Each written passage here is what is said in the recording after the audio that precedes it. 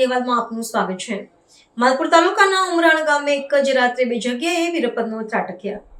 કડકડતી ઠંડીનો ફાયદો ઉઠાવી રાત્રિના સમયે ચંદનના 6 ઝાડ કાપી લઈ જવાયા। ઉમરાણના હિંમતભાઈ જયંતિભાઈ પટેલના મકાનની બાજુમાં 2 ઝાડ કપાયા।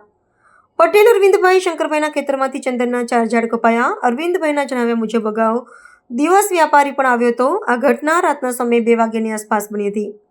સવારે ઉઠીને જોતા ચંદનના ઝાડ કપાયેલા હતા। અંદાજિત 6 લાખ રૂપિયાના ચંદનના ઝાડ કપાયા હતા।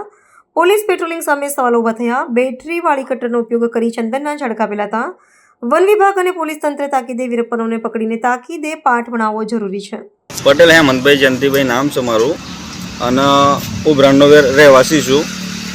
અમારા ખેતરના અંદર ઘરના જોડે ખેતર છે, ત્યાં આગળ ચંદન વાયેલા હતા। ચંદન 2 નંગ વ્યવસ્થિત થઈ ગયેલા હતા તૈયાર, અને એ રાત્રે મશીનથી કટિંગ કરીને ચોરી કરીને લઈ ગયેલા છે।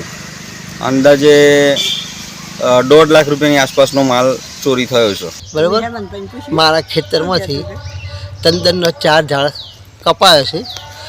અંદાજે એની કિંમત થાય 4 લાખ રૂપિયા જેવી થાય। અને આજ રાત્રે અમારા બાજુમાં એક હેમંતભાઈ કરીને છે, એમના ખેતરમાં છે, પણ એમને બીજા 2 ચંદનના ઝાડ કપાયેલા છે।